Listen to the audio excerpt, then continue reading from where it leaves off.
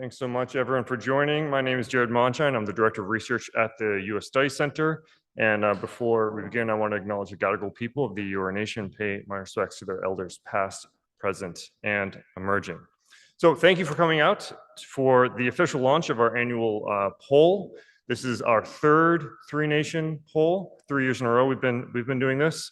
And this is polling Australia, the U.S., and Japan, over 1,000 respondents in each country, so we can take their temperature on a few key issues. And for 3 years now, we've been asking them a few different questions, but a few key questions on responding to the China challenge, AUKUS, navigating, regulating the regulation of emerging technology and artificial intelligence.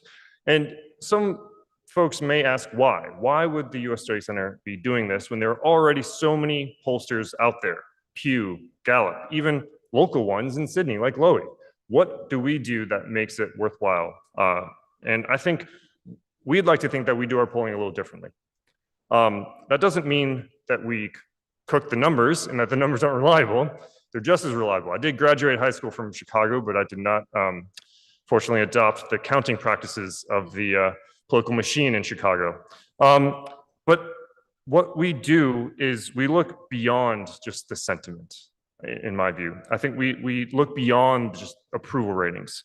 And I should note with polling, yes, we've done some polling and some great polling in my view, but you should only look at the fact that 7 weeks ago, there was one Democratic politician who was less popular than Joe Biden, who is now more popular than Joe Biden and leading the Democratic ticket, to tell you that polls can move. And sometimes you get some insights, but they're not maybe cement. But what we do at the U.S. Study Center, in my view, is try to look at more policy relevant questions. It's not just a temperature check. We want this to be relevant to policymakers and to the lay public. One of my favorite examples of this that we've done in the past was we looked at phones. We said, Australians, Americans, Japanese respondents, do you want a phone made in China or a phone not made in China? We found 90% of respondents in the three countries want a phone not made in China. Great. So we said, how about put some money behind it? $500 more expensive for a phone not made in China. Then we saw it went to 2/3 to 3/4 of respondents in the three countries wanted a phone not made in China. Another example, you may have seen the news yesterday about the Japanese planning to join U.S. Marine rotations in Darwin, as well as increased joint exercises and F-35 fighter jet deployments. And one thing we did 2 years ago is we asked Australians and Japanese respondents whether an Australian-Japanese military alliance would make their respective countries more or less secure. And impressively enough, 5% of Japanese respondents and 6% of Australian respondents said less secure.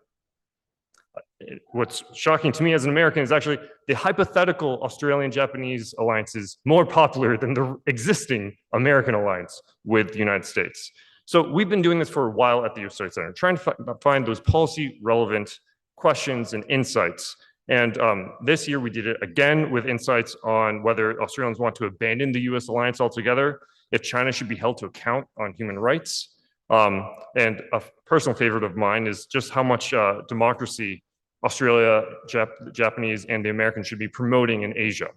And so I find that these insights really help us get a picture of the most policy relevant questions of our time and are not mere temperature gauges, but actually insights on where the public is moving. I don't think, for example, that the Japanese and Australian partnership that we saw announced yesterday would be possible without public support. And this sort of gives an indication, in my view, of where that public support is. So with that, I have to now turn it over to my colleagues, Ava and Sam, who are stellar research associates here at the U.S. Study Center, and we would not be publishing this report without them. I should note that in addition to helping and their work on this poll, they are on the Politics, Society, and Culture team with me, which my kids basically explain to their friends as Daddy explains Trump to Australia.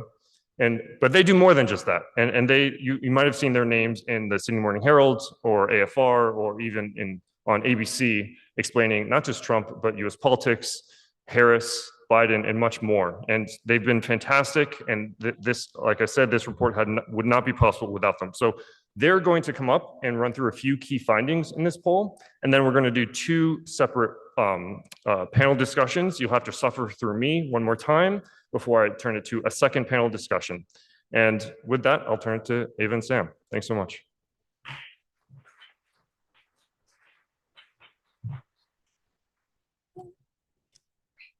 Hi, everyone. Thank you so much for joining us tonight. So I'd also like to start by acknowledging the Gadigal people, who are the traditional custodians of the land on which we meet.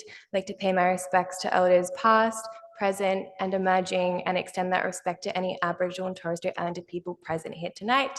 Always was, always will be Aboriginal land.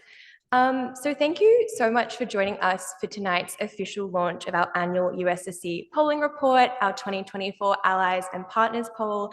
My name is Ava. I'm a research associate at the USSC. And I'm also a co-author of this report, along with Sam, who's also a research associate, and our director of research, Garrett Mondschein. So there's a lot to unpack in this report, and Sam and I are going to start by just delivering a couple of the key takeaways and the sort of top findings that we have from our data this year. So to kick us off, and this is probably our top finding from the report, our data this year showed that views of Trump have not changed among the three publics, but views of the US alliance have. So our polling finds that when it comes to Australians' perspectives, Australians really think that a second Trump presidency would be bad for Australia and bad for the country, but they're more likely to say that Australia's alliance with the US should continue regardless if Trump is elected in November. So throughout the years, as Jared mentioned, we've been doing this for a few years now. Our data consistently shows that Australians are deeply concerned about what a second Trump term could mean, not just for the US, but for Australia too. So most Australians are concerned about what it could mean for foreign policy and the outbreak of global conflicts, and the attitudes towards Trump as a candidate continue to be overwhelmingly negative. But despite this sentiment, this negative sentiment, what our polling finds is that only a quarter of Australians would actually want to withdraw from the US alliance if Trump is re-elected. And this has actually gone down from last year when we asked the same question. We've seen an 11 percentage point drop in those who agree with leaving the alliance. And this is also true in Japan.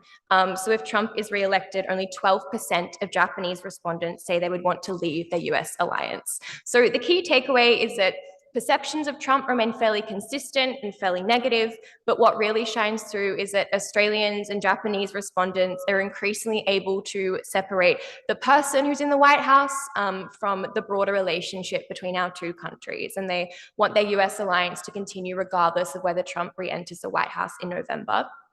But, and this brings me to our second key finding, this does not mean that all three publics aren't concerned about this current state and the future of US democracy. So our polling over the years has consistently found that not only Americans, but also Australians expressed great concern about the fabric of American democracy, whether this is issues like polarization, misinformation, and this year, our polling report, really, the finding was no different. So our data shows that 3/4 of Australians say that they are very concerned about issues ranging from a lack of compromise between Democrats and Republicans, risks of political violence in America, and these concerns are only amplified by the prospect of a second Trump term. So if he wins in November, our polling finds that 70% of Americans and Australians say they'd be concerned about the future of US democracy. So I think, again, what these kind of two key findings demonstrate is that we're seeing deep concern about the state of US democracy, which has been a consistent theme for quite some time. We're seeing deep concern about a possible second Trump term. But when it comes down to it, for Australians and for Japanese respondents alike, we're ultimately seeing the publics being able to separate this concern from the broader values and interests that are driving cooperation between our relationship with the US. So unsurprisingly, in this election year, we've started to really see this uncertainty spill over into a lot of other areas of Australia-US cooperation, including the AUKUS deal. We found this year that most Australians now think that it is a good idea for Australia to have nuclear submarines, even though a majority of them also think that it would lock us into supporting the US in a conflict. But almost half of Australians are actually unsure whether the deal would survive if Trump wins in November, and a third of them expect that it wouldn't. So the split that you can see up there shows that really no one really knows, and it reflects the uncertainty over the whole AUKUS deal. But it is also worth noting that when we asked Americans this same question, just a fraction of Trump voters in the US actually expect Trump to cancel the deal. And so part of the reason for that, and a theme that we found throughout our polling, was that views of China in the region are increasingly aligned and consistently pretty negative. So fewer than 1 in 5 people in Australia, Japan, or the US say that China is more helpful than harmful in Asia. But there's still some nuance here too, because we found that Australians are up to twice as likely as Americans to think that US handling of China is too aggressive, but many more would describe it as appropriate, which is, again, is a dynamic that we've seen repeated throughout our polling over recent years. So that's just a couple of the key takeaways. We've also asked about a whole host of other issues in the report, including, as Jared said, government regulation of AI, rising industrial policy, how to address misinformation on social media. So you can find all that and more in the actual report. There's plenty of copies that you can pick up if you haven't already. But for now, we'll turn it over to Dr. Green to start off with our first panel of the night, featuring our fantastic USSC directors, Professor Peter Dean, Haley Channa, and Jared Mondschein. So please welcome them. Thank you.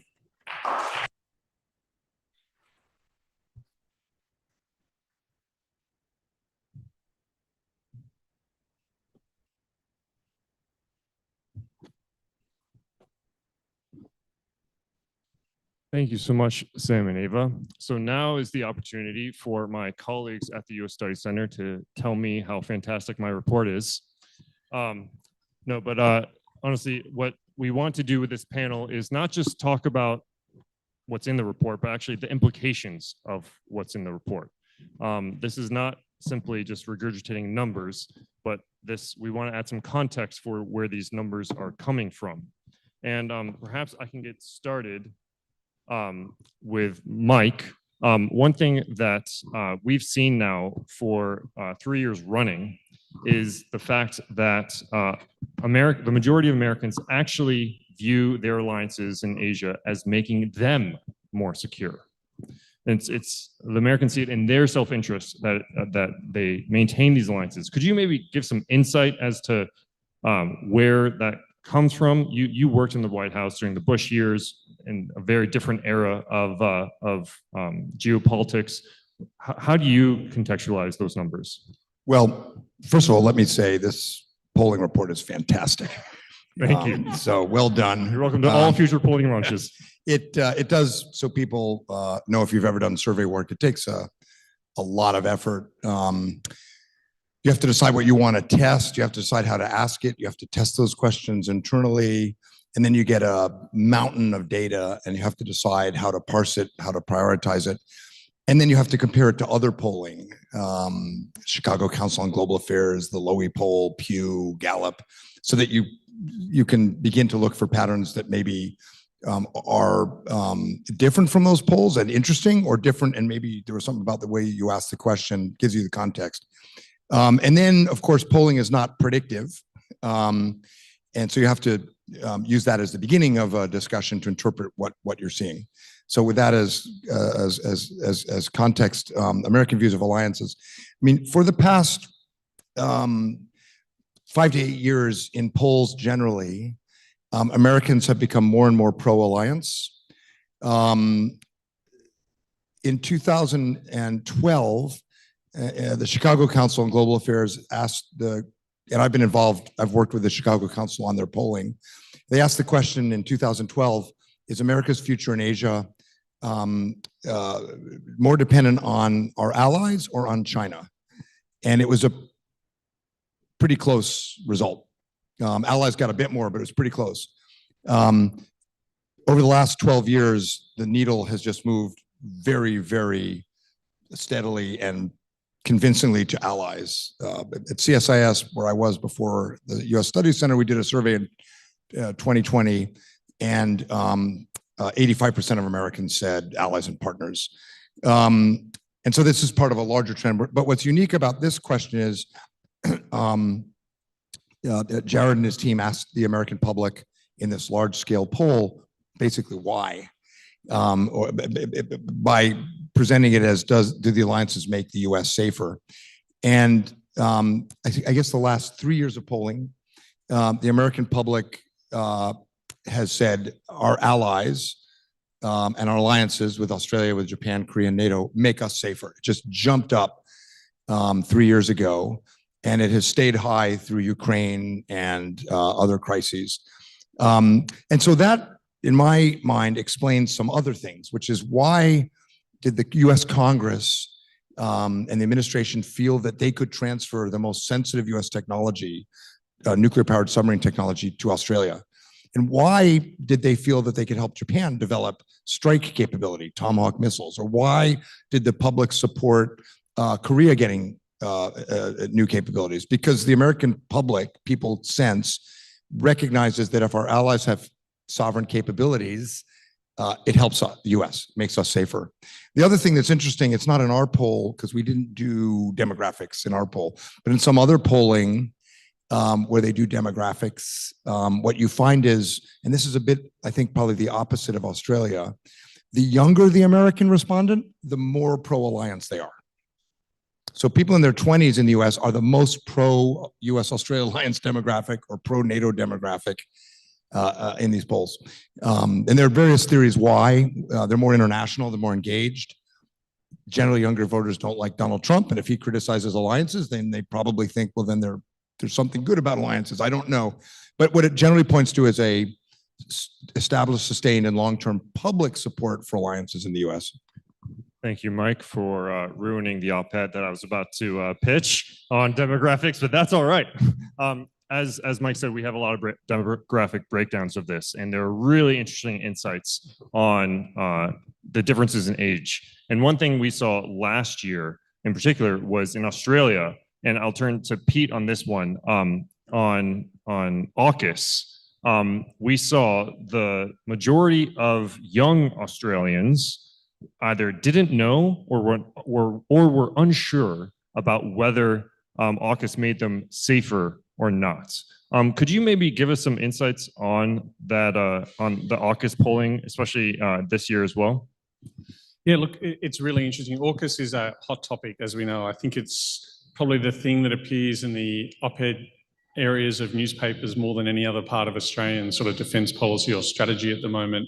It's constantly in the news, whether it's the government talking about the latest advance on AUKUS, or let's be honest, or former prime ministers like Paul Keating and Malcolm Turnbull having the opposite view.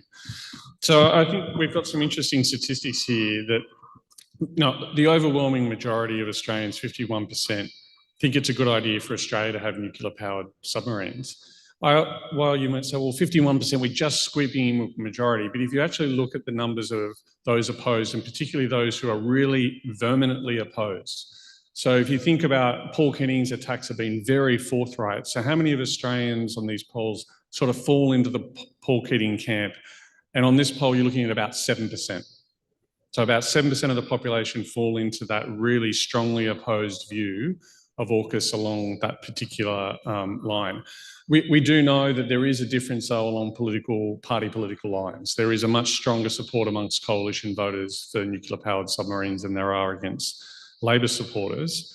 But still, the Labor support, is a majority of the party that is strongly supportive of it. I think it's another thing that's really interesting. 55% say that it makes Australia safer.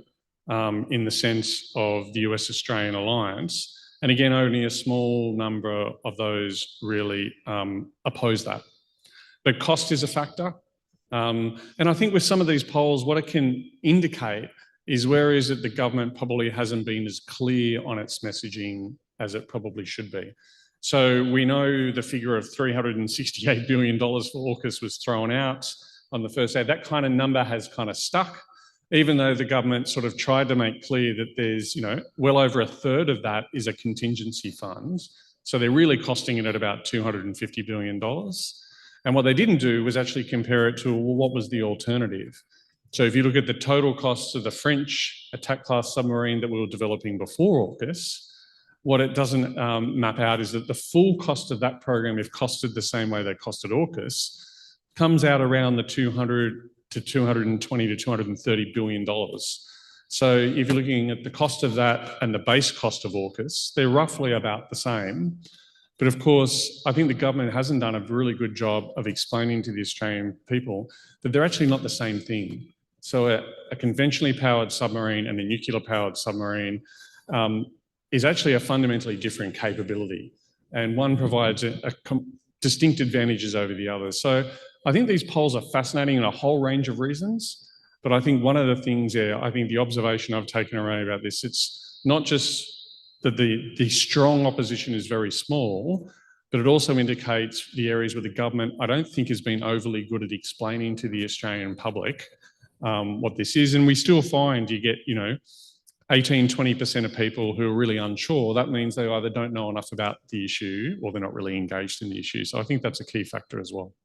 Thanks, Pete. I couldn't agree more that there seems to be the opportunity for government to do and say more. One thing that I like to say a lot of times in terms of the US election, and I've published op-eds on this repeatedly, is yes, Australians are obsessed with US politics and can, in 2016, consume twice as much information about the US election as their own election. But in many ways, it doesn't matter all that much structurally. And actually, the more important thing to focus on is the agency that Australia does have.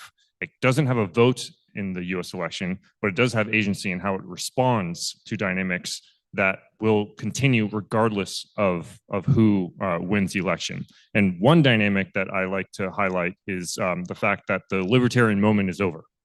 And managed trade is here to stay for now, at least. And I think that brings me then to Haley.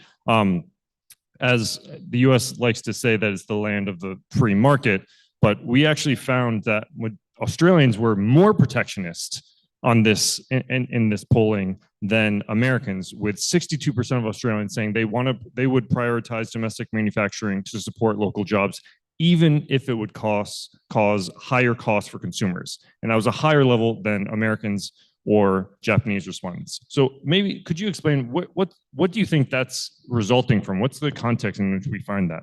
Yeah. Thanks, Jared. And it's great to spend Friday night with people who are interested in foreign policy and want to have these discussions.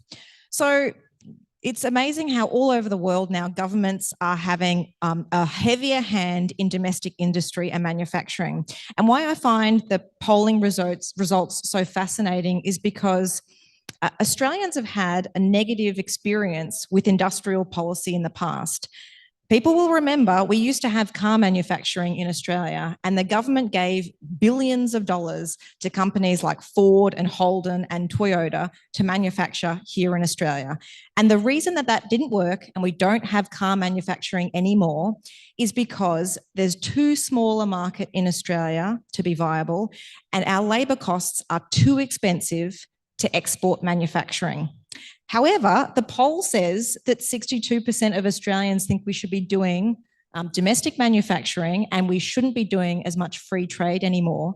And the reason I find that doubly fascinating is because over the last couple of years, during the COVID years, when China was upset with Australia's government policy, it restricted its imports of Australian products, whether that was cotton, coal, beef, barley, table grapes, lobster, wine. And the reason that Australia survived that economic coercion is because we were able to sell to other markets around the world and find other buyers for all of our goods. And yet Australians think we should be doing less of that and more domestic manufacture. So I find that pretty amazing. And I wonder why that is, that Australians either haven't learnt the lesson or they think that industrial policy is the way forward. I think the reason is because they see what other countries are doing all over the world. They see the US government putting $1 trillion investment into its Inflation Reduction Act, the IRA, and we see what's happening in Europe. And we also see things like just the cost of living in terms of gas prices being higher, housing being higher, healthcare, and we see countries in Europe doing investment in new energy and new sources of domestic supply. So I think when the situation becomes tougher at home, you start to think about having more security and more self-reliance. And that's probably why we see such a huge proportion of Australians looking at industrial policy.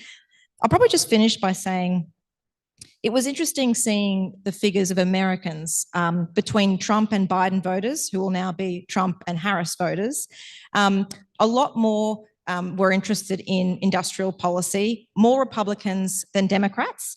And in fact, that actually mirrors some Pew Research polling, which found that 59% of Americans believed that the US had lost more than it gained from free trade. So we can see a lot of parallels in terms of views on free trade and views on industrial policy. Thanks, Haley. Mike, on going back to AUKUS, we saw, as Pete said, 51% of Australians think it makes Australia safer. But we also saw that essentially a majority of Australians either didn't know or were unsure about whether Trump would continue would maintain AUKUS if he wins re-election. What are your thoughts about whether Trump would or would not keep AUKUS? If you'll indulge me briefly, I'll answer that. But it just building on Haley's comments, there's irony wrapped within irony in some of these polling results, because other polls, not ours, in Australia and the US, Japan, show that the public is very unhappy about inflation. It's the #1 issue in most democracies. And it's why so many incumbent governments are on their back foot. And yet the public's very supportive of a solution, expanding government roles and industrial policy that is, or tariffs that are inflationary. And the other irony is, the typical image of US-Australia interactions on diplomacy towards Asia is the Americans saying we've got to have democracy promotion, and DFAT saying not so fast, don't emphasize that. But when you look at our polls, the public that is most likely to want to emphasize democracy promotion and human rights and foreign policy isn't Americans, it's Australians. So there is, maybe we're not so dissimilar, I guess, as we sometimes think. Now, Trump and AUKUS. There is a narrative in the media here that Trump would kill AUKUS.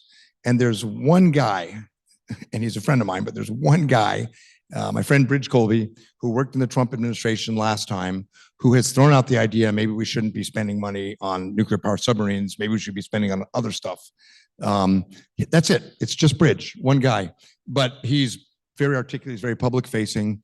And what generally doesn't get picked up here is that the legislation in the US Congress related to AUKUS passed by an overwhelming bipartisan majority.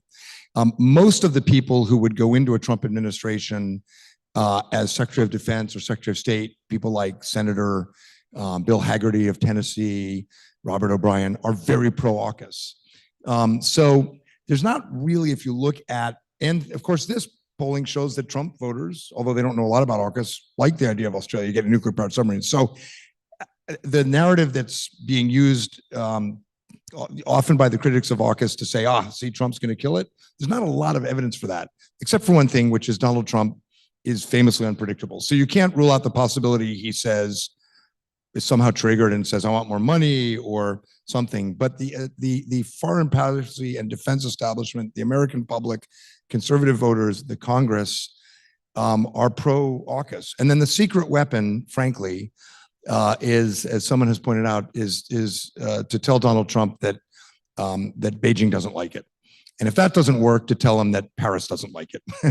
And Scott Morrison, the former prime minister, as you may have seen, met with President Trump and kind of introduced him to AUKUS. And there was no negative reaction of any kind. So we'll see. Trump is predictably unpredictable. So never say never, but there's nothing structurally that suggests the pessimism the Australian public has, particularly given the American public's view of it. On that Trump phenomenon, Pete, it seems like, as Sam and Ava flagged, that Australian views of Trump have not changed. And if anything, they're just sort of fixed. And yet somehow Australian views of the value of the US alliance have increased with an 11 percentage point decrease, as they flagged. What do you attribute that to in Australia? Is Trump just more palatable to Australia? Is it that Republican presidents often are stronger in Asia in some ways than their Democratic alternatives? Or is maybe Xi Jinping the best gift that's ever been given to the U.S. alliance structure? I'm definitely going to go, it's very loud. I'm definitely going to go with the latter on this point. I mean, I don't think that Australian views really on Trump have softened in any significant way, but I think Australians look out at the region that we live in, and increasingly year on year, they are finding it a more dangerous place to be. And this is largely driven by the behaviour of Xi Jinping and the Chinese military. If you look, for instance, at the Second Thomas Shoal, I think we've probably all seen, because I'm assuming everybody here is a bit of a foreign policy watcher and interest, we've all seen the news reports about the extreme Chinese aggression around the Second Thomas Shoal against the Philippines. We've seen the continuing coercive behaviour against Australian assets. So Australian, as we know, the helicopter intercept of our Navy up just off Korea, and that was happening while the Australian ship was undertaking a UN-mandated mission, of which the Chinese notionally support, about sanctions and blockades against the rogue state of North Korea. Yet the Chinese used that incident of Australian ship in international waters undertaking a UN-mandated mission to intimidate and coerce that Australian vessel in very unsafe practices and unsafe conduct. So I don't think Australian views of Trump have softened, but Australian concerns about China's behaviour and about the type of region that we live in are rising higher than their concerns about Donald Trump. And I think that's one of the things that is driving not just the US-Australian alliance closer together, but I would argue this is what's driving the Australia-Japan relationship. And like, what's really phenomenal is the Korea-Japan relationship, you know, as we've seen being driven much closer together. Two countries that historically have a lot of, you know, enmity and history between each other, which doesn't drive a lot of cooperation, but they're working much closer together, much closer with the United States, largely in response to the things that are happening in our region. So I think it's very much a Xi Jinping directed thing rather than a softening of views that Australians have about Donald Trump.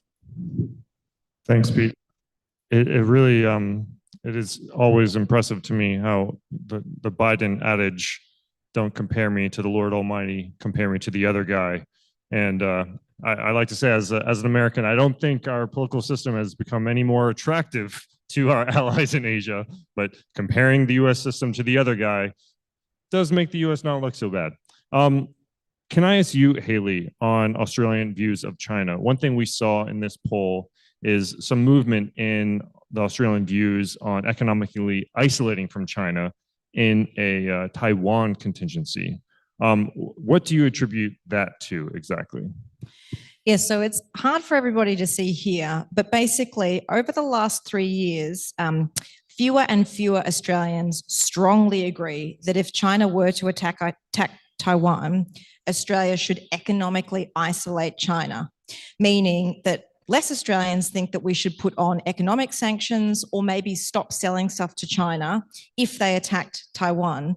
But what I wanted to talk about, in addition to explaining that, was some bonus content that's not actually included in the poll. Not everything makes the cut because there are a lot of questions, but there was some bonus content that changed the question to, if China were to blockade Taiwan, what should Australia do? Should it economically isolate China? And so by blockade, it means, you know, China could send all of its ships around Taiwan, stop anything from getting into the island nation. So you basically stop food and other goods getting into Taiwan. What should Australia do? Should it put on economic sanctions?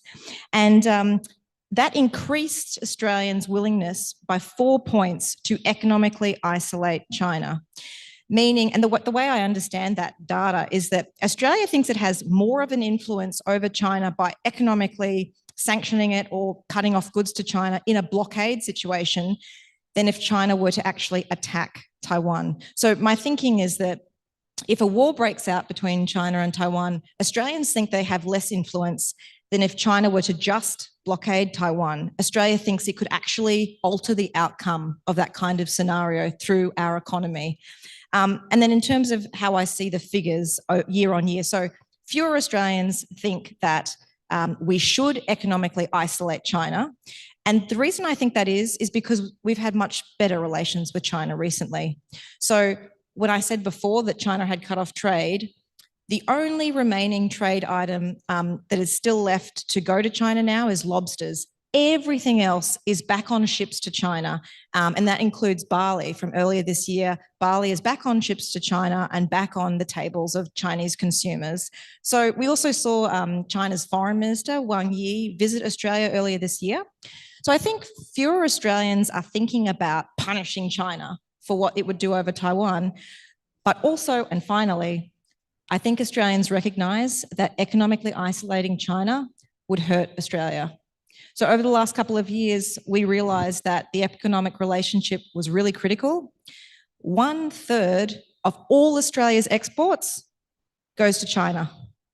So if we were trying to punish China for something that it did over Taiwan, Australians are thinking, actually, this is really going to hurt me in a number of ways. And they're already being hurt by the war in Ukraine. So I think fewer Australians want to do that.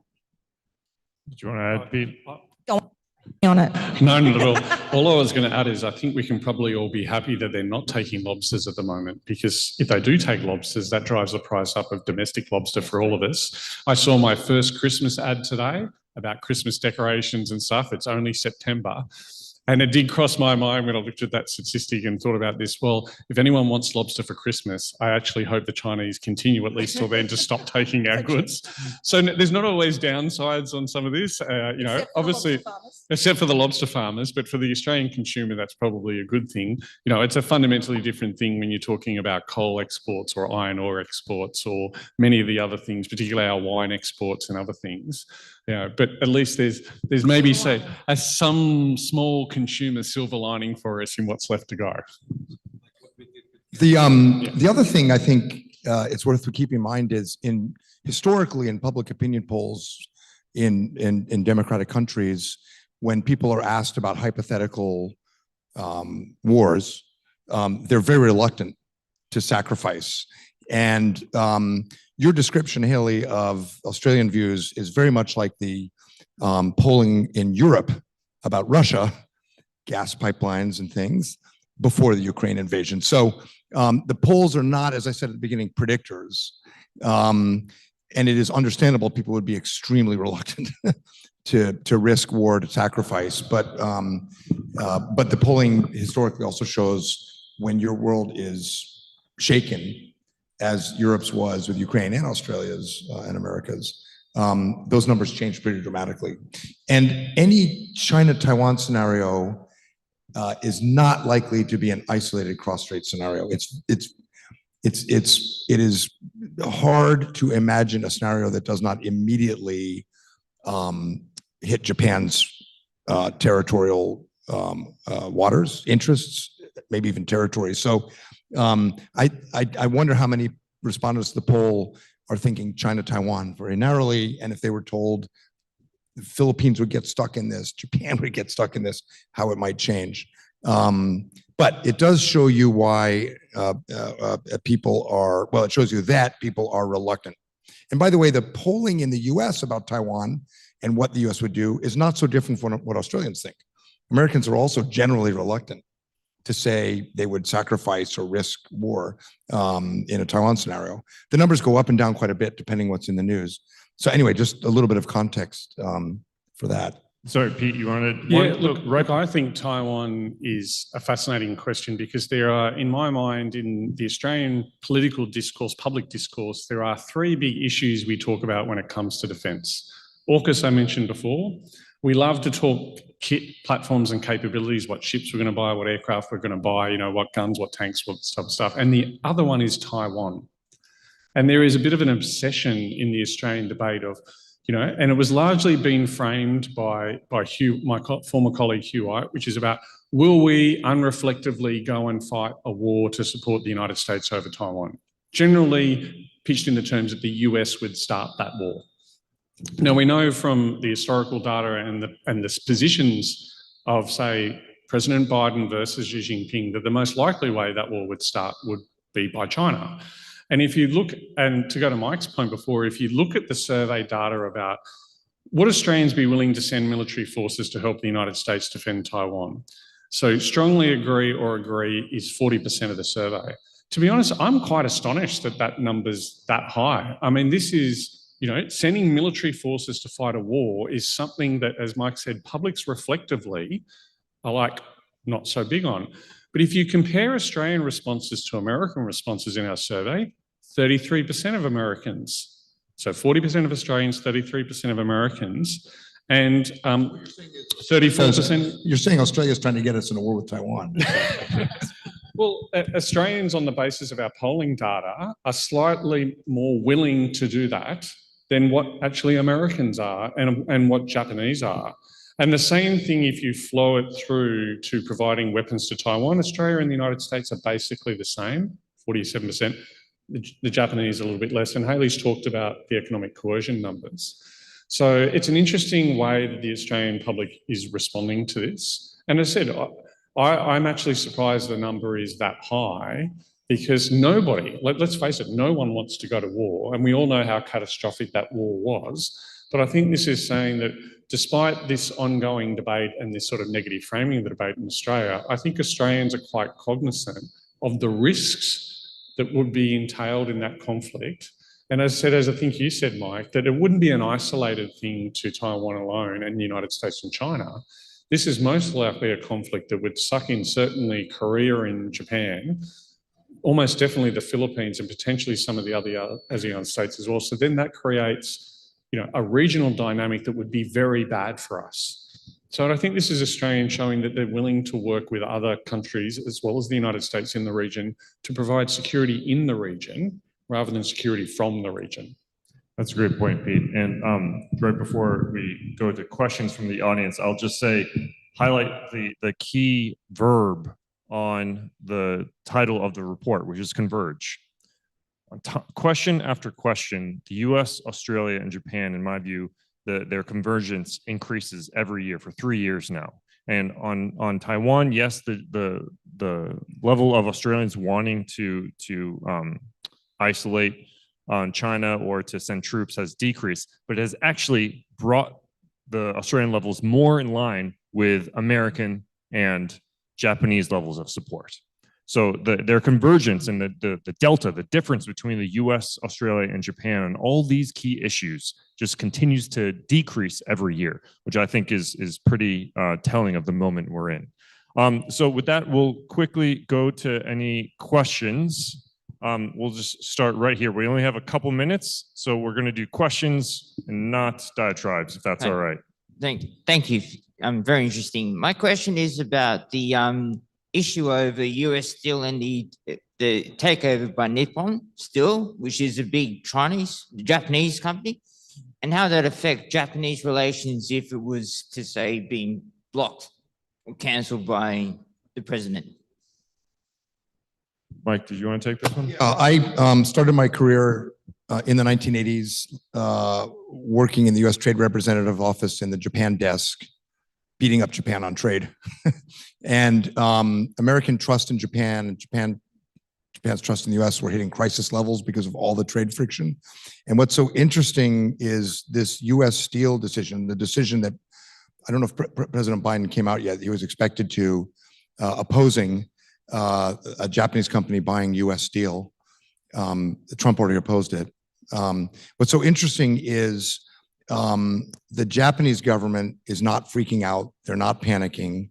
They don't see it as an indication of distrust in Japan. All the polls in the US about Japan are very positive, as are Australian polls about Japan. And I think it's a narrow explanation for what's happening that the Japanese government and the public generally understands. And that is, in this US election, there are 7 or 8 swing states that will determine who wins.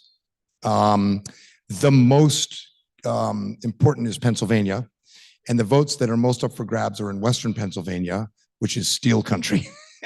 It's pretty much electoral politics, and I think the Japanese government media kind of knows that.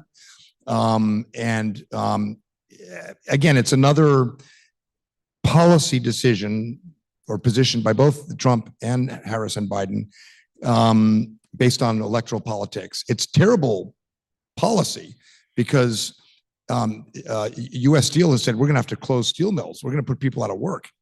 And it's not a good policy, and it's not that the Japanese companies can't be trusted. It's basically everyone's afraid of losing, blue collar steel worker votes in Western Pennsylvania, which I know because my mom's family is all from Western Pennsylvania since the 1760s or so.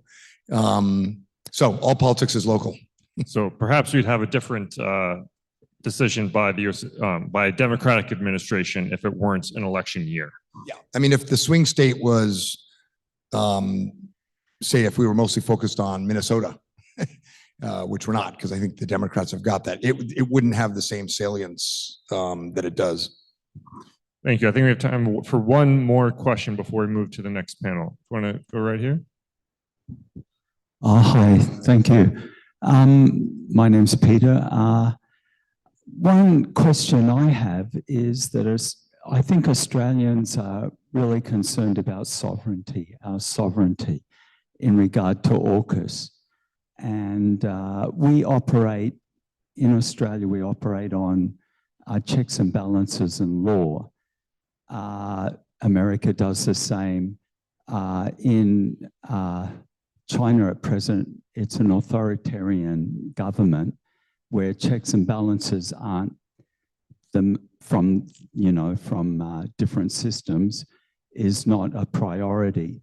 So my question is, for Australia, where do we have the greatest sovereignty, as in checks and balances, inside AUKUS or outside AUKUS? Where can we influence America the most? Maybe my American accent shouldn't explain that. So Pete. Look, it's a really great question. Sovereignty is a really key issue around AUKUS. And there's a couple of things I think I'll note about that. Ultimately, AUKUS is a capability and technology transferring pact and arrangement. So for some reason, particularly those opposed to it, and this goes from Malcolm Turnbull, a former coalition prime minister, to Paul Keating, a former Labor prime minister, who have consistently raised this. What I think they've failed to do is to articulate how buying, and Australia's buying nuclear-powered submarines off the United States, a couple of them, to help fill a known capability gap that we have in our own submarine force, how that is any different to us going out and buying F-35 fighter aircraft, F-18 fighter aircraft, artillery shells, missiles, or in fact any other capability. In fact, our current Collins-class submarines operate with a US combat system and US weapons and US sensors on them. So there's been no adequate explanation other than people saying, well, it has to be different.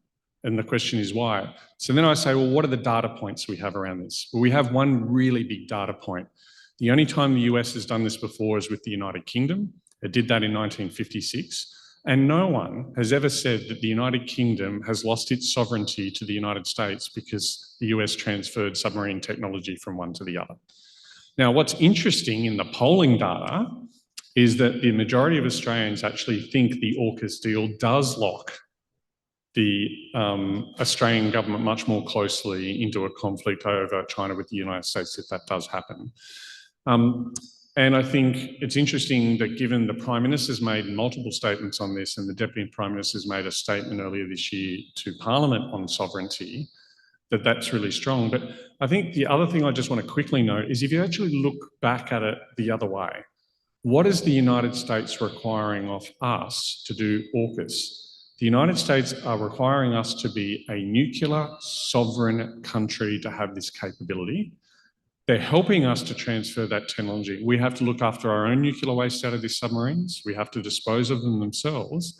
And once they've sold us those Virginia-class submarines, the US part of AUKUS Pillar 1 ends.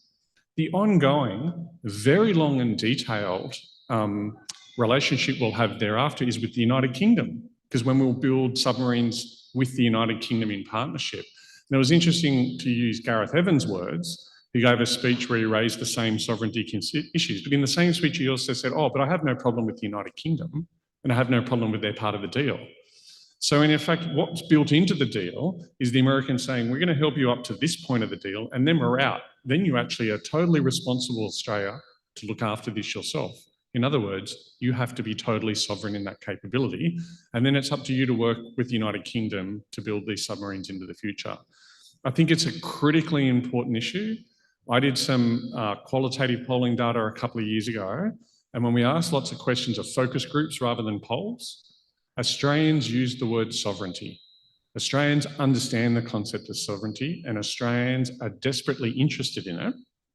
So it's a really important ongoing national security issue. But I think part of the issue around AUKUS is we're actually not dealing in what are the data points, what are the facts, and how the deal works. And ultimately, when you bring it back to very basics, Australia went to the United States and asked for AUKUS. That was our sovereign decision. They didn't come to us and offer us, say, look, we'll give you a couple of submarines if you do this for us. It was actually, hey, would you mind giving us the most sensitive technology that the US military has in the entire world and share it with us? And the Americans have done to do that. And we're paying for it. We are paying full price and cost for it. It's no gift, no charity going on from the United States. Just quickly on sovereignty, it is the concern of relatively smaller allies about their sovereignty is one of the oldest stories in international relations. Thucydides wrote about it in the Peloponnesian Wars, that smaller states aligned with Athens or Sparta had this dilemma between entrapment and abandonment. If they got too close, they risked being entrapped in a war with Sparta they didn't want. But if they tried to maintain their sovereignty too much, they risked being abandoned and then vulnerable to Sparta. I've written books about it in Japan, in Japan's case, Korea's case, sovereignty, jishusei in Japanese. It's a key part of the debate in American alliances. And Americans also worry about sovereignty because American governments sometimes worry about being entrapped in wars they don't want by allies. Australia and Britain have chosen one direction, which is the way out of this dilemma is to get inside the decision-making loop with Five Eyes, with AUKUS, with embedded Australian flag officers in American commands so that you are shaping, in a way no one else can, how America decides what to do with its power. The other end of the spectrum would be France and Gaullism. And New Zealand has sort of drifted that way. I think under the current government it's drifting back. So every country has to contend with this.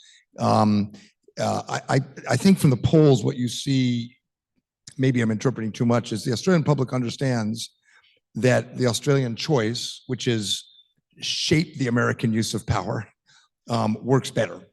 But the dilemma doesn't go away. It will be a perennial in debates in Australia and Japan, Korea. It's going to keep us in business for a long time.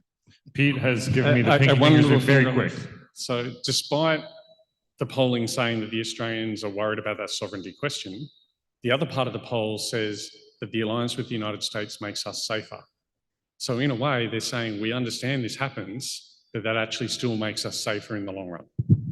Thank you very much. So that concludes our first panel. So we're now going to bring up a second panel of fantastic guests, including some of my favorite non-resident fellows at the US Study Center. Thanks so much.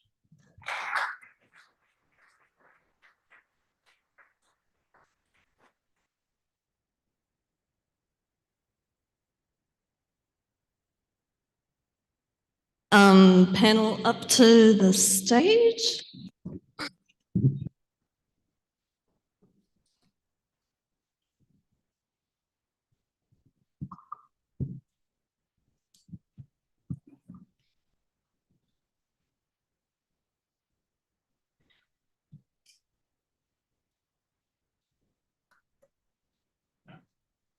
Great. Well, thank you so much again for coming out and joining us tonight on your Friday night.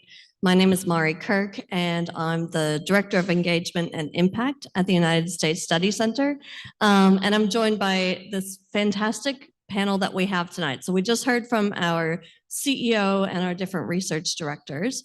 And now we've got practitioners and experts from different aspects, a little bit less central to the think tank, but coming at it and helping us interpret these polling results and also some of the broader implications and what it means in the context of this current election. So immediately to my right, we've got Professor Ben Riley, who's a non-resident fellow with the center, but he's also does a lot of work on electoral reform. He's Australian, but he's worked with different governments in the US on electoral reform. And as you might see in finding 6 of the report, there's a strong appetite for reform because of deep concerns about democracy in the United States. And then we've got Congresswoman Barbara Comstock. And so she's a non-resident senior fellow with the U.S. Study Center. We're so thrilled to have her out with us at this time, but we get to hear from someone who has served in U.S. Congress and can help us understand what some of these trends mean, or even a congressional lens and view of some of where we see where the public sentiment is and how is that reflected in Congress as well. And then on my far right, we've got Bruce Wolpe, who's a non-resident senior fellow with the U.S. Study Center. And he worked on the Hill for a long time. And then he also came to Australia and he served with Prime Minister Julia Gillard as well. So he's got this great understanding of both the American side of politics and the Australian side of politics. Only in a good day. And he's also the author of Trump's Australia, which came out last year, but is still going really, really well. And so again, in light of some of these stats that we've seen in the poll around sentiment toward Trump, I think that's really interesting to get into.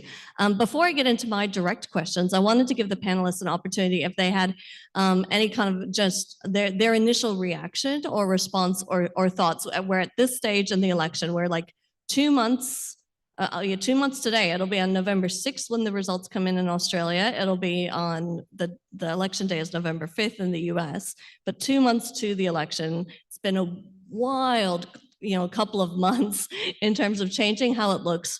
And now we've got these poll findings. I'll go to you first, Congresswoman Comstock, if you have any thoughts that you'd like to share, given where we are right now. Well, it's wonderful to be with you. And I have to say, I'm a Republican former. I do have the distinction of being in one of those swing districts. So I, was always one of those ones who had to deal with, everything being up in the air until the middle, until right at the end. So this is going to be one of those years once again where, it's going to come down to 6 states, and it's about 6% of the people in those 6 states that will decide everything. So you're going to have the debate next Tuesday, September 10th, that will be, a big decider that may shake up the race again. But the real shakeup, obviously, was when President Biden decided to step aside, and that really has changed the dynamic, I think. Because as Nikki Haley, I think pretty famously said, the first party that decided to ditch their 80-year-old was probably going to win. And I do think that is going to be the case. So I know we have, the poll, we've been talking a lot about what happens, does the world survive? Does democracy survive if Donald Trump wins? But I am on that side of things. I think it is going to tip towards Kamala Harris. And even though I am a Republican, I was a Republican who was both targeted by Nancy Pelosi. I was one of her top targets, but I was also targeted by Donald Trump because I did not support him either in 2016 when I was on the ballot with him, nor did I support him in 2020. And now, like my good friend Liz Cheney, I not only am going to not support Donald Trump, I am affirmatively supporting Kamala Harris this time, and as are 200 former McCain, Bush, and Romney staffers. A lot of Jimmy McCain just came out. John McCain's son, who's in the military, came out in this past week. I think you're going to see more people, not just Liz Cheney, perhaps a former vice president. You have a situation where this is the first time you've had a Republican candidate who has never been supported by any living Republican president or vice president or Republican presidential candidate or vice presidential candidate.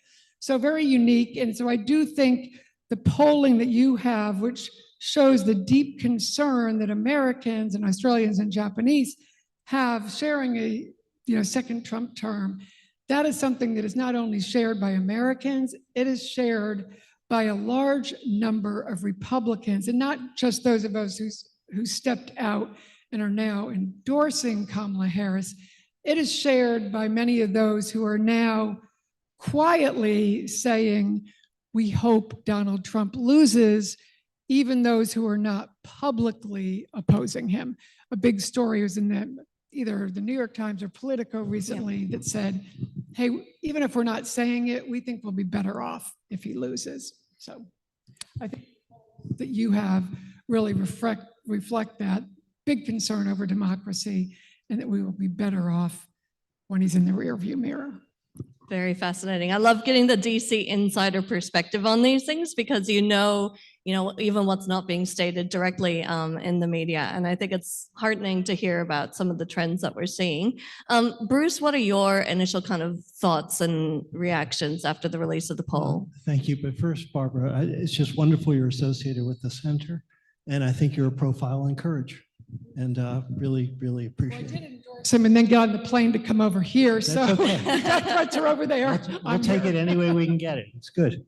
I just want to react to a couple of the findings in the polling. I mean, the overwhelmingly positive view about the merits of democracy is really significant to me, because I think after watching what's unfolded in the United States in recent years, you get very cynical and say democracy isn't working and it's not pleasant and causes problems. But instead, the sentiment is we want to keep democracy and we consider it precious. So I think that's a really important undercurrent to what's going on. The finding of large majorities agreeing it's important to help developing countries hold democratic elections is most welcome. This is a key priority of the Australian government.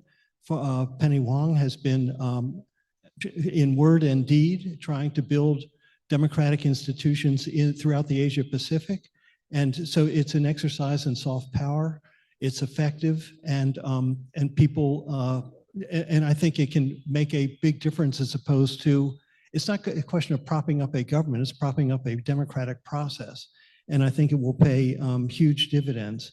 And Australia is especially well placed to do this because its democracy is so strong.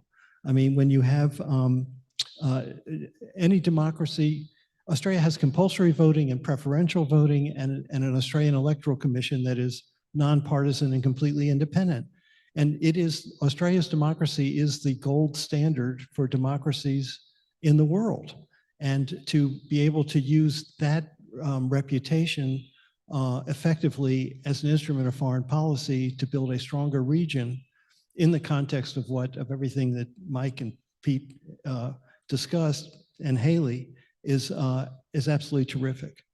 Now, I think the thing that was really concerning to me was that 74% of Australians are deeply concerned about the state of American democracy. And that is a pretty significant number. I mean, just anecdotally, I find that Australians are absolutely riveted by what's, and most of them repelled by what they're seeing in the United States. And they know more. I think the average Australian knows more about what's happening in the United States politically than Americans do. I was in Melbourne talking to a law firm a couple of days ago, and they know what's going on with the Electoral Commission in Georgia, and that could be being rigged to suppress the vote, and also as far as how they count the vote. And so the level of attention being paid here, I think, is really quite extraordinary. I mean, I'm stopped on the street all the time and people say, is this really happening? And I say, yeah, it's really happening. Can he really win? And I say, yeah, he can really win. I think the genesis of these concerns is that it's increasingly obvious to Australians that US democratic institutions don't work anymore. And it affects all three branches of government. 2 of the last 5 elections have been decided not by the popular vote, but by the Electoral College. That's pretty exceptional. In the previous 150 years, there are only, I think, 2 such elections before. But we've, in our lived experience in 2000 and in 2016, the person who did not get the most votes won the election. The Senate requires a supermajority to pass legislation. So it's not good enough to have 51 votes in the Senate. You have to have 60 votes in the Senate. And that means that things that are very popular to the American people, from abortion rights to voting rights to gun control, is not getting done. And so the institution is failing. And the Supreme Court looks more and more out of touch and out of step with where the American people are. Not that the law should be subject to just popular opinion and passion, but there should be a rough alignment. It used to be said that the Supreme Court always follows the election returns. It doesn't follow the election returns anymore. And so you have this growing cynicism about the health and strength of all three branches of government, how a president is elected, how Congress works, how the Supreme Court works. And I think that's really important. And this means, in the eyes of many in the world, that while everyone is told that the United States and people in the United States say we're the greatest democracy in the world, I think there's just a growing perception that no, America is not the greatest democracy in the world anymore. And that changes perceptions about American strength and underlying affinity that people might have in a country as aligned with America as Australia to go. So those were three things that caught my mind. Great, thank you. And Ben, any top line thoughts from your perspective? Look, I'd agree with all of that. I guess my one top line thought would be to just continue on from Bruce's thought that, Australians have been concerned about American democracy for a while now.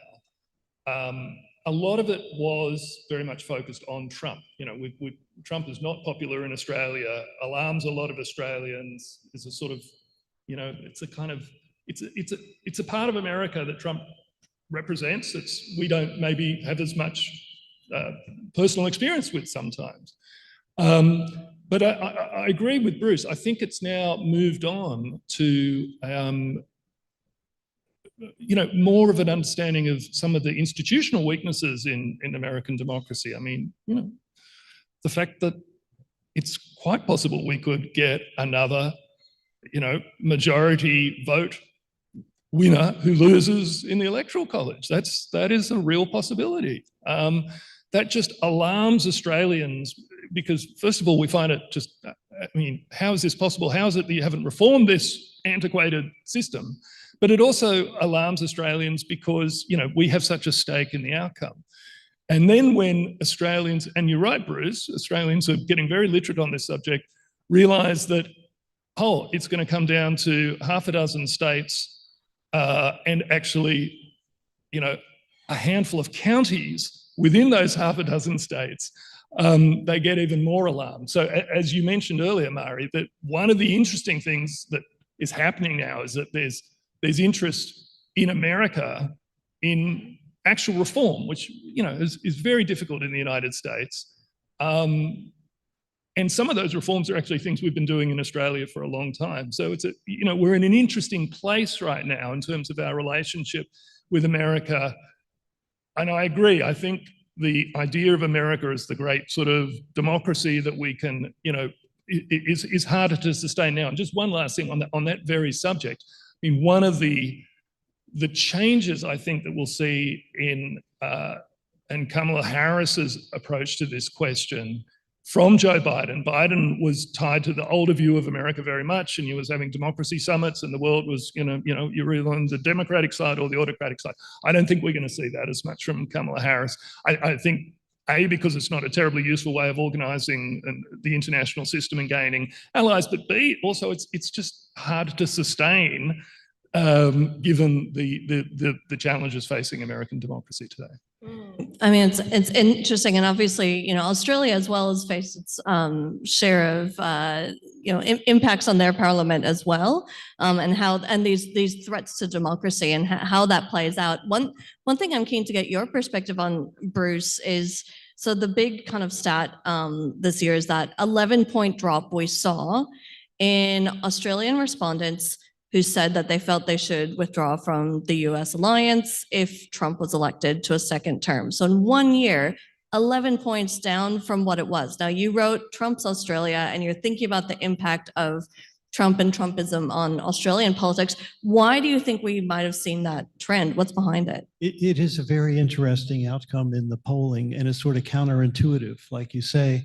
But I think Australia doesn't want to be home alone, and just have just fending for itself in a region that has hostility because of China, and then no confidence in the United States. So I think it's like, we gotta, but when push comes to shove, as you all discussed, what really happens in the state of play, if there's going to be a confrontation over Taiwan, then that may change the equation altogether. Yeah. And the thing is, okay, worst case scenario, which hopefully doesn't happen, it's still going to be most likely divided government. Yeah. So there still is strong support within Congress, which we saw most recently when they finally, after 6 months of protracted battle, support for the Ukraine, Taiwan, Israel package. And that really, behind the scenes, that is very, that is pretty strong support. And the leadership that you have both in the Republican Party and the Democratic Party, particularly in the Senate, is very strong. I mean, Mitch McConnell will still be there for 2 more years, even though he's not the Senate leader. Most likely, Republicans are going to gain the majority in the Senate, but it'll be a very narrow majority, probably only 51 Senate seats. So they're going to have to work together, and they have a pretty good working relationship on international issues, and they know they have to work on all these issues together. The deterrence factor, supporting Ukraine, even if Donald Trump is in there, they're going to have to continue to do that. And it's all of these issues, they have to work together. If you're familiar at all with David Frum, he was a Bush speechwriter. I thought he made a great, analogy today. It's, these guys like Josh Hawley and some of these senators who say, oh no, we can't do all of these issues. We don't have enough. He said, it's kind of like the guy who says, I can't pay all my debts. I'm just going to focus on my mortgage and I'm not going to pay any of my other bills. That doesn't get you a better credit rating when you do that, right? We have to look at the interdependence that we have and support, have deterrence. And, we've strengthened NATO. That has been a very good thing that this administration has done. And most of the senators understand that, even if you're Josh Hawley's and some of these other guys don't. In the House, probably is going to flip to the Democrats. Today, a swing district Republican said, we're going to lose the House. And that is kind of where Republicans are now. The money is on the Democrat side. So it's going to be close, but that's probably where it's going to go. So you're going to have, even if you have Trump in there, he's going to have a Democratic House. These are the guys who like to impeach him. He could be impeached a 3rd time. He'll be impeached a third time. So he better be on some pretty good behavior and not be looking out for deals and crazy things like he did last time. And he better work with the sane senators. And you're going to have people who do want to work with these relationships. So he's not going to have a lot of running room if that's the case. So, and there's going to be only a 2-year window for him to do, what he wants to do, because you're going to have a lot of people trying to shorten this up, and it's only 1 term. So there's not going to be a lot of room to play with here if he does somehow eke through. And that's only going to be, I think, if things really go crazy here. And if you've watched any of the news today, I mean, he was at the New York Economic Club today, and he was doing everything but throwing up on himself today. It was really a bad situation. They asked him something about childcare, and he basically said he was going to pay for childcare policy with tariffs. And if, the Wall Street Journal does not think either of those things are a good idea, paying for childcare with tariffs. So. But his base does, though. But just on this question of Australian sentiment, if in fact he is elected, I think we're going to see a split inside the Labour Party. I think there will be a stronger movement inside the Labour Party. The first term was about just managing the issues as they came up and making sure Australia was protected. The Australian government did a fantastic job. The ambassadors did a fantastic job. Foreign minister, it was so well executed, and Australia probably fared better than I think almost anyone else in the world. as far as the relationship with Trump. In a second term, the questions are more immediate and go to existential issues. And so I think inside labor, I think the liberals will position themselves, if Dutton is to, next year's election will determine who the leader of the prime minister and the leader of the opposition party is. I think the Liberal Party will say, well, we have to stick with the United States and keep these ties and keep managing. But inside labor, I think there will be a movement, not unlike Israel and Palestine, where no, we don't want to go down this road. We need to be more independent. So I think there are going to be tensions on that side, and that's going to be really interesting if that eventuates. Yeah, and I think it's interesting because we saw this, strong support by the Australian public for the alliance in the polling, but we also saw that high level of concern about the state of democracy in the U.S. So there's this like tension that you see there. We saw that, and even Americans are concerned as well. We saw 81% of Americans are concerned about misinformation, the lack of compromise between Democrats and Republicans, and the way that democracy is working. 84% of Americans are concerned about Congress's ability to do its job. And then, yeah, the Australian levels of concern were pretty close to those same levels of concern. I mean, so these were some of the strongest points of consensus we saw in the survey were around these levels of concern about democracy in America. What do you think is contributing to these trends, and what could maybe turn things around or make a bit of a difference in terms of the state of democracy? Ben, I'll go to you because I know that you work on electoral reform, and it's something that you are very passionate about. Well, I mean, we've talked about some of the just institutional oddities. I mean, let's not forget, I mean, it's a grand spectacle, American elections. We're all fascinated by it. I think, we find it more interesting than our own elections in some ways, right? Or our own politics. But the reason we find it more interesting is because it's so entertaining.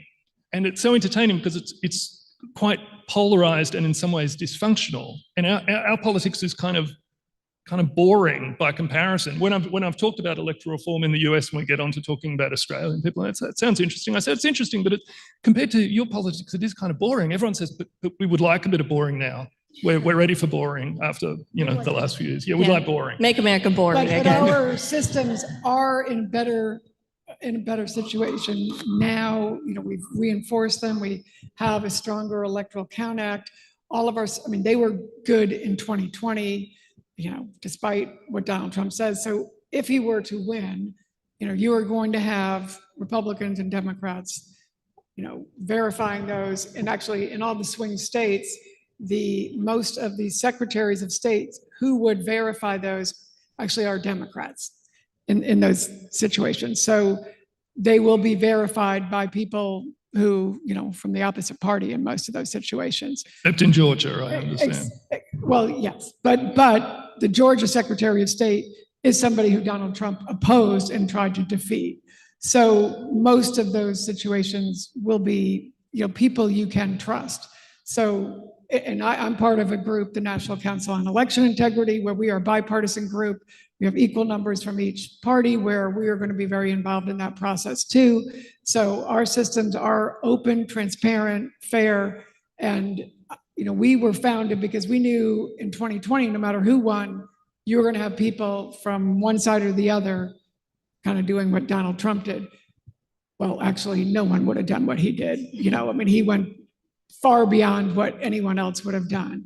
If he loses, he will not be able to do what he did in 2020 because there are a lot more guardrails in the system, and he will not be the sitting president. So he will not be able to do anything like what he did in 2020. And it will be a lot, when he probably loses, he will not be able to do that. And the system will work in a much more, a much better way. I think Australians are cynical about their democracy because you watch Question Time and you come away with a bad feeling. But the fact is, you can't have a blow-in become president. The prime minister is the leader of the majority party in the House of Representatives. So Twiggy Forrest won't be prime minister, and Gina Rowland will not be, Gina Reinhardt will not be prime minister, and Pauline Hanson will not be prime minister. And you have, with preferential voting and compulsory voting, it's always going to be center left or center right. The extremists are washed out of the system. And I don't think Australians appreciate enough the strength of the democracy that they have. It really delivers. I got to visit last week, and with your electoral folks, and wow, you are so fortunate, and the trust that you have in your system. And it's been very tragic to have our former president undermine the trust, because we do have a system that works very well. And it's only when Donald Trump's on the ballot that we have that kind of undermining, because in Virginia, where I live, we had very close state elections last year. And we had both our Republican and Democratic parties come together after with races that were very close in the state, sometimes 50, 100 votes. And our guys came together and said, it all went fair and square. Republicans lost in that case. Nobody had their hissy fits. Nobody did what Donald Trump did. And, we went out, my group, the National Council, and said, thank you very much for being grown-ups, for being adults and not doing what the former guy did. And it's really just when he or some of his acolytes are on the ballot that these kind of things happen. So hopefully, once he's in the rearview mirror, we won't see things like this. But that's why we are putting a lot more of these guardrails in place so that we can have a lot more trust in the system. But to this day, he continues to go out and use that R word, rigged, and it is not. Our systems are like yours. They are fair. We have all those guardrails in place. And unfortunately, he had 60 cases where he went to court, and his own Republican judges that he appointed are the ones who kicked him to the curb and said, you are wrong, go away. And he lost at the Supreme Court 3 times in a row. With what he calls his judges. I can assure you, in this country, the opposition leader will not call up the head of the Australian Electoral Commission and find me 1,170 votes in the seat of Wentworth. That is not going to happen. And if they did, they'd be in jail. Yep. And Ben, now we mentioned preferential voting a little bit here. I know that that's something that you've worked on. Do you think that there's a likely possibility of seeing more preferential voting happening in the US? So one of the interesting reforms that has come out of the Trump experience, in a way, has been that a couple of states, when it comes to democracy in America, pretty much everything's about the states. Different states can do different things. So a couple of states have already switched to preferential voting. Maine did back in 2018. Alaska did in 2020. And the studies that we've done of those, and talking to politicians there, one of the things that really jumps out is how that we don't even think about preferential voting much here in this country, changed the polarization dynamic quite significantly in both of those countries, because essentially it's very hard to get elected as an extremist when you need to get preferences from other parties. You've got to be a bit centrist, and you've got to try and make some broader appeals. And so there's been quite a strong movement now from other states who've looked at that experience. So there's now going to be a ballot initiative, like a referendum in Nevada, in Colorado, in Idaho, in Washington, DC, and potentially other states to bring this system in. And of course, Australia is the country that has the longest, is almost the only country that uses this, or the Irish do as well, one or two others, but we've got a very long experience of using this system. So it's one of these areas where maybe there's going to be, we've picked up ideas from the Americans over the years, so maybe we might have a chance to. I think we will see more of that. I mean, actually in Virginia, even though it wasn't the official party system in Virginia, our governor, informally, it was done by a Republican party, did a ranked choice system, and he's one of the most popular governors right now. He's ranked like 57.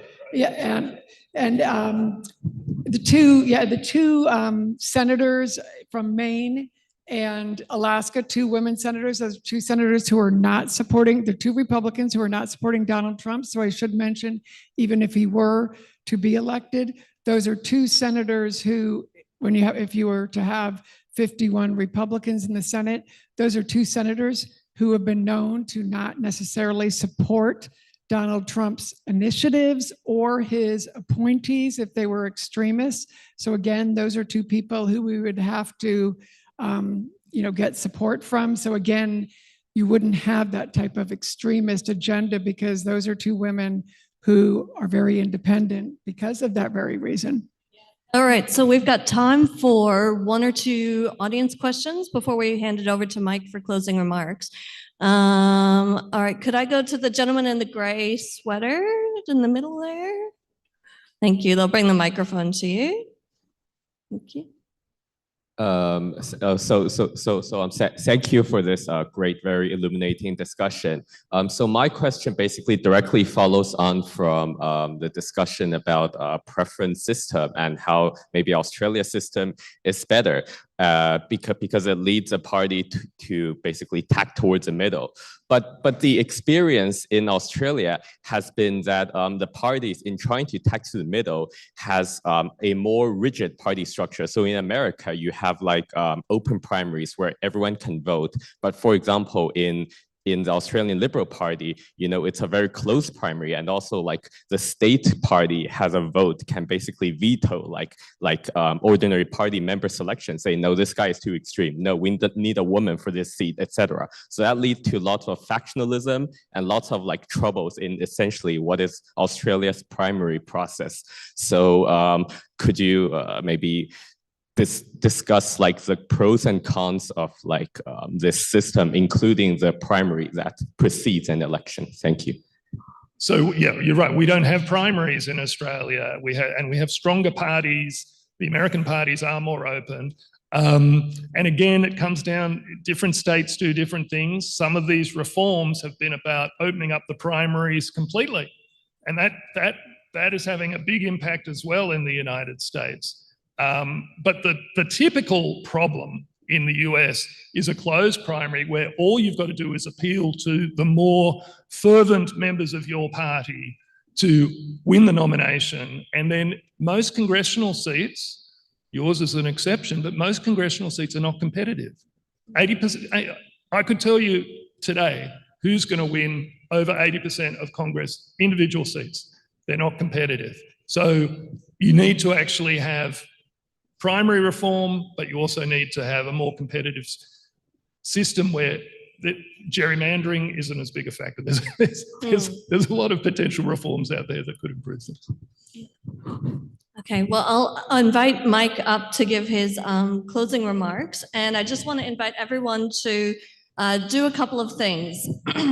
If you didn't grab a hard copy of the report, you can make sure that you can grab one before you go if you want to check out all these cool charts.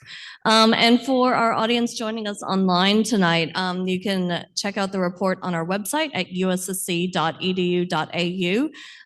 If you like to click on charts and interrogate information a bit more, you can do that in the charts that are on the website. So I encourage you to check that out. And finally, after Mike's closing remarks, I want to invite you to stick around for our networking drinks that we're having after this event. So thank you so much for joining us tonight, and please welcome Mike to the stage and thank our wonderful panelists. So I'll just thank Jared and Sam and Ava, the team that designed and led this polling and the analysis. Thank our terrific panelists. We had a great discussion. There are different ways to do polls. Pew, for example, I think Lowy probably would fall in this category, do polls that test sentiment, temperature polls. There's another way to do polls, Chicago Council on Global Affairs, which is sort of test voter or public preferences on policy issues. Our poll looks a little bit more like that. And the reason is we want to remain faithful to our motto, which is we're looking for analysis, we're looking for insights, but we're also looking for evidence that helps point to solutions for public policy and security and economic and political reform challenges facing the US, Australia, and other allies and partners. The only other thing I'd say at the end is there are structural factors. There's a lot of reform that the US could learn from Australia. It's also worth keeping in mind, though, that America is a country of 337 million people. It is massive, and many of you have probably traveled across the US. And think of other large democracies in the world, India, Indonesia. It is not easy to run a democracy on that size. It's something to keep in mind. The other thing, of course, is this polling does, as Bruce pointed out so eloquently, show that Americans treasure democracy by a very wide margin, and alliances. So there's some structural things. But I just end with my favorite quote about America. In the 1980s, a period of friction between the Reagan administration and European allies, the European foreign ministers gathered before meeting with the Americans and were whinging about American democracy and foreign policy and nuclear weapons. And the British foreign secretary listened to this and said, yes, yes, everything you say about the Americans is true, but they're the only Americans we have. So I think you found in this discussion good, bad, and ugly, but hopefully something that points to agency, because allies do have agency. One reason the US alliance system has survived American politics is that the American system is open to allies, to shape, to criticize, to get inside the system, to talk to members of Congress. And you know what? Americans don't mind. So there is opportunity as well in some of these numbers for close friends like Australia. Grab a report, thank our panel, join us for the reception.